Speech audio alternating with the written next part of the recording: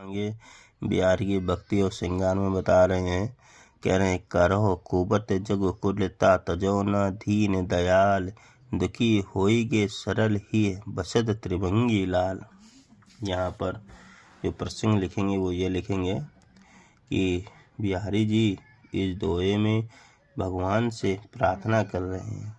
एक भक्त भगवान से प्रार्थना कर रहा है। क्या कर रहा है कि हे दीन दयाल, हे दीन दयाल, मैं आपको हृदय में बसाने के लिए ऐसा दीन और आतुर हो रहा हूँ कि संसार मेरी निंदा किया करे, फिर भी अपनी कुटिलता को नहीं छोड़ता चाहता हूँ। मैं जो टेढ़ा हूँ, मेरी जो कुटिलता है, मैं उस कुटिलता को नहीं छोड़ना चाहता हूँ, क्योंकि यदि मैं अपनी कुटिलता को छोड़ दूंगा तो मेरा हृदय सरल हो जाएगा।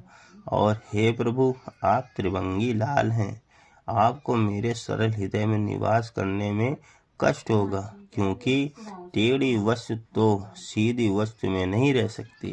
जो टेढ़ी वस्तु होती है वो टेढ़ी में ही समाहित हो सकती है, इसीलिए मैं सीधा नहीं होना चाहता हूँ।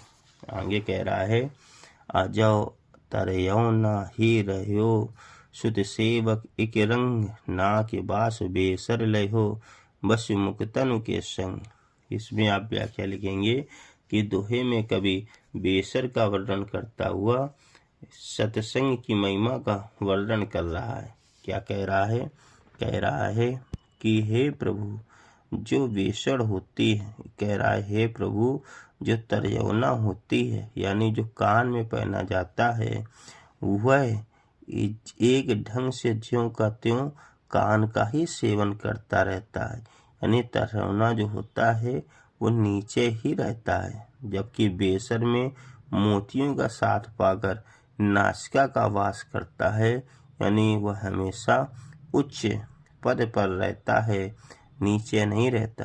अगर ध्यान दिया जाए तो इसका अर्थ ये हुआ कि निरंतर वेदों का अध्ययन करता हुआ मनुष्य आज तक तरौना ही रहा, यानी उसने तप नहीं किया, इसीलिए वह नीचे ही रहा।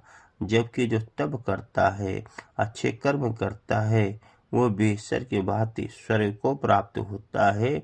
जिस प्रकार से जो व्यक्ति सिर्फ वेदों को ही पढ़ता है, उसका अध्ययन करता है, उसको स्वर्ग की प्राप्ति नहीं होती।